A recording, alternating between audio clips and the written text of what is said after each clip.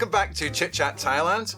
Today we have the Hua Hin Report with Richard Buckle. We'll be talking about what's been going on in Hua Hin. We'll also be talking about the lovely masks and PM2.5 and how it's making it rather difficult for people. But I suppose we're used to it after COVID. And then we'll be talking about what's coming up in the Hua Hin area. So let's go to Richard. So Richard, you're looking as if you're in a lovely place there. Where are you? I am. And I've got to thank our friends here. Can you see that? Papa Beach Club. This is the place. Baba. I only found out about this place basically this morning. They actually contacted us and wanted to advertise on a radio station. So I've come up and I've had one of those meetings and a look around. It's a luxurious hotel property with a beach club. Believe it or not, it's on the beach. Oh, wow, yeah, that's unusual. Well, the unusual thing is that we're sort of between, a little bit closer to Cha Am than Hua Hin. So, a little bit different. Called Baba Beach Club. Anyway, that's that. My thanks to them. It's been quite a week. We've had a whole week of international tennis on at True Arena. And this has been the WTA 250 Thailand Open 2023 with international female tennis players who flew in from, a lot of them from Australia after playing down there, and a few from other parts of the world. So it's been a truly international event, which was streamed live on television globally and also locally. We also have been broadcasting our radio station from there all last week, every afternoon. So the singles, it was China versus Ukraine, and the Chinese girl won that one, and the doubles tennis was won at the end by Taipei, who are playing China. Very, very fast matches, really exciting, high quality, international standard. And it's amazing that it actually happened here in Hua Hin. Yeah, I think that's great. I saw something on that. So the winner was China's Zhu Lin, yeah? So she was crowned the 2023 Thailand Open champion. So yeah, I think that's great. What else was? Well, it was interesting. It was interesting because the Chinese girl played in both those last two games, so they had to have a 30-minute gap between the two games to allow time for her to recover. So she participated in the singles, took a break for 30 minutes, and then participated in the doubles. Wow, and she won the doubles as well? No, the Chinese team lost the doubles to the Taiwanese. Right. Okay. Well, that's a rather dangerous statement in itself, isn't it? Chinese beat the Taiwanese. Okay. It was all done, in the most, friendly way. There was no animosity or anything there. It was really good, very professional, and beautifully presented. And the crowd was, it was just about packed out. We were very lucky. We had great seats. I took the whole family to watch the last couple of matches. And it was a beautiful evening and well worthwhile watching that professional tennis. Okay, so I noticed that there was something else happened down there, and that was to do with Muay Thai, yeah? Yeah. It's interesting that it sort of almost happened at a very similar time. Out at the Rajapaksa Park, which is the Seven Kings Park just down the road, just south of Hua Hin, there's a huge park area with statues of recent kings. And they held this Muay Thai weekend on the beach just across the road from there and in this huge park. And where are we? Just the other day, they broke the world record to have the largest number of people perform, which is basically a dance ritual. Not quite a dance, it's more of a ritual movement, almost a dance, very traditional. And they had 3,600 or more people participating, and it was beautiful. You can have a look at that up on YouTube. There are a lot of videos around on YouTube and on social media. Well worth having a look. It was absolutely fabulous. And it coincided with the National Muay Thai Day, and also the Thai Muay Thai superstar, is it Buakaw Banchamek, who's gone through some little bit of controversy in a way in the past few weeks, where people were claiming he was Cambodian, when he's not, he's Thai, So which was great to see him leading that, because he's a world champion. I wouldn't want to meet him in a dark alley, that's for damn sure. So yeah, that's fantastic. Another event down in Hua Hin. So what else has been happening? What's coming up? What else has been going on? I'm not too sure. There's been a lot of fun runs. There's been a couple of fun runs going around. There's a lot more life in Hua Hin at the moment. Tourism appears to be picking up. International tourism picking up. Hotel occupancy is certainly on the rise. The streets are a little bit more busy. The restaurants are now breathing a sigh of relief because they've got some customers again. And so Hua Hin appears to be, on the up. Yeah, we've seen that. We've seen that in Bangkok as well. I mean, if you go in the underground or SkyTrain, it's full of tourists. It's obviously the people coming across in the airport link, people with bags and on the underground. I don't know why they don't get a taxi, but okay. But I think it's really, really busy as well. And still, I mean, just to touch on that point we're talking about earlier, about the PM2.5, they're still, Bangkok is, everyone's still wearing, or most people are wearing masks just now. But and you see all the tourists looking at, even the foreigners going, why are you wearing a mask? But the PM2.5, the dust, has been really bad here, Yes. Well, we've seen that. And last week while we were at the tennis, we're at the media center at True Arena broadcasting just outside on the terrace. But on, I think, Thursday, I think last week, the smog had really hit Hua Hin. It got up to around 200, which is extremely unhealthy. And it was well over that in parts of Bangkok at times. And in fact, I got very sick and I actually lost my voice over the last couple of days. It's just about come back today. Luckily, but I'm still feeling really a bit under the weather, chesty cough and trying to get this out of your system. So it's obviously been, I'm not the only one that's been affected. Thousands have been affected with this.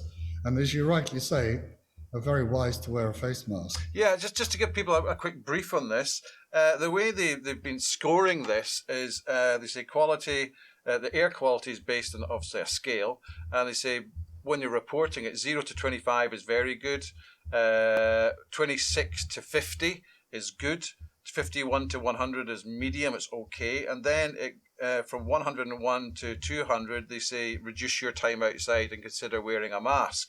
And then from 201 above, it says avoid going outside and using a mask. The masks you use are not the ones you use in the hospitals. The ones that make you look like you've got a beak, which is basically they're quite long, and actually they're not too restrictive. They're not too restrictive with regards to breathing, but you're still wearing a mask, and they're advising people to do that.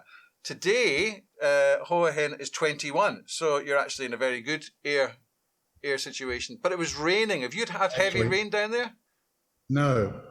Yeah, we've had heavy rain here for the past couple of days. At the moment, so the green one is actually Hua Hin. Right. And that's, as you say, 21 earlier today, 37 at the moment, so that's quite good. We've not had any rain here, a little bit of cloud, but Hua Hin's a bit like that. And we have had some wind, that's right, which is coming off the coast. But it also brought in the pollution from Bangkok last week, which was really disappointing. But today we seem to be a lot more healthy. Chiang Mai is a bit not so good, but Bangkok isn't too bad, and Hua Hin is certainly okay. We're at number 56, So 56, and so people understand what this is. People say it's vehicles, but it's not only, that's a minor part of it. What happens at this time of year is that the farmers burn off sugar cane and rice paddies and things like that. And it's not just, from Myanmar, Cambodia, Laos, but also from Indonesia. It's coming up as well. Yeah. So this is the time of year where it gets bad. Chiang Mai, at one point, I think last year, it was one of the most polluted places in the world. Yeah. It was so bad. Yeah.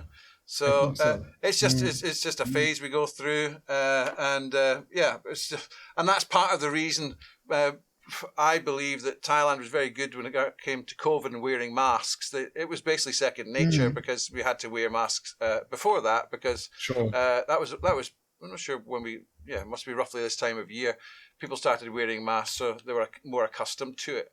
So anyway, outside the depressing stuff, any happy things? Any more happy things coming up? Yeah, there's a lot of events taking place now. Every Saturday during this month, there's the Hua Hin Yoga Festival down at Khao Tak Kiab Beach. So Khao Tak Kiab, which is where the ferry used to go across to Pattaya, around that beach, they're doing yoga on the beach there every Saturday. There's a scenic half marathon. I'm just looking off the data here, which is coming up next weekend. That'll be down in Prambury. It's quite a major market. Oh yeah, the Centara Hotel, of course, celebrating 100 years this year. They have their Chok Di Market next week on the 12th of February. Well worth it. Local vendors go to the Centara Hotel, and just in the grass lawn outside the front of the hotel is where they set up their stalls, and you can take some refreshments and have dinner there. It's a good place to meet people. They do that once a month. Valentine's Day, the following Tuesday, which we won't go into right here.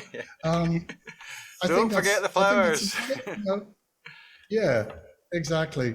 And there's another bunch of comedians coming to Hua Hin. Every so often, you get the comedy club or a similar group putting together a comedy night. I went to one about 3 weeks ago at the Hilton. Some people thought it was great. I didn't think it was that funny, but you pick and choose. You're getting old, Richard. You're getting old. Yeah, maybe. So there's another one taking place at Father Ted's on the 16th of February. And there's a few other events coming along as well, but those are the main ones heading in our direction over the next few days and the next week. So I also saw that there's the starting. Before I say this, is the ferry still running from Pattaya to Hua Hin, or is that all stopped? No, that all packed up before COVID or during COVID. All right. So what they're doing is it's not going to resume. Right. So what they're talking about, they've started a new Hua Hin to Pattaya or Pattaya to Hua Hin bus service, which will start from the February 19th, and it'll be a bus service twice a day, once in the morning and once in the afternoon. So that's run by Rung Ruang Coach Company. Yep. And they previously operated once a day. So that's something new. So if someone wants to go to Pattaya to Hua Hin, they can shoot across, and instead of going across the water, they come on bus. Yeah. Yeah, well, that's one option. I mean, wouldn't be my choice, but okay. Yeah. But, it's quite a long drive around to Pattaya. And then once you get there, then you got to get back. So that's even worse. So, What about flights? Are they thinking of running flights from Pattaya to Hua Hin? No, I don't think they're going to be doing that. I haven't heard anything like that. I think it's a bit too short anyway. It's 100 kilometers across the pond. All right, just catapult them across there. Yeah, almost. Yeah. Okay. Get one of those Chinese balloons. Yes. All right, so it's nice to hear that everything's getting busier down there, and business is picking up for everybody. Same thing in Bangkok. January was even for us was a little bit slower. You with the radio, obviously, you're going to be really moving fast with all the advertising. Yeah. Yeah. It's picking up. We're getting more business in and more interest from different people, different customers. It's actually quite interesting looking at our advertising because it does give us an indication that there's more interest and more activity going on. Yeah. Okay. Well, that's probably about it. So it's nice to hear things are going well and you're happy. And it looks a lovely place that you're in just now. It looks great. It is. This is truly 5-star. It's a hotel. They just took me. Actually, Kun Jean, she's a Thai PR lady here, took me up. They got a penthouse on the top of this place. It is stunning. You've got, like the main living area, and then outside of that, you've got a pool, which is like, to the edge of the building, but then steps going into the pool, they're colored gold. So, interesting stuff, really high quality, couple of bedrooms, everything is really fantastic. So this is quite a high-end place. Well worth coming down if you don't mind spending a couple of baht. Yeah, a couple of bahts are okay, but I think it'd be a couple of baht of gold, to be perfectly honest, to stay there. Yeah. Well, if you wanted to stay in the penthouse, you're looking at over $1,000 a night. All right, okay, all right. Well, don't worry, I'll just stay in my normal hotel. You shouldn't have any problem with that, Andrew. No, I'm not. I'm Scottish. That's just too much. Okay, listen. Thanks very much, Richard. Great to see you, and I'll pop down as soon as I can. Okay. Andrew, great to talk with you again, and thanks again to the Baba Beach Club here, just outside of Chatham. Talk again soon, Andrew. Take care. Bye-bye. Okay, thanks very much. Okay, bye. Okay, thank you very much, everybody, for watching. Please remember to comment, like, and share. Allows us to build the channel. We're also releasing regular videos just now on more orientated around business. So we've got our regular videos going out, but also business elements. We just did one on remote working, and then we'll have some other stuff to help with people with their marketing as well. We do them for our customers anyway, so we thought we should just share them back into the community. So thank you very much, and see you next time.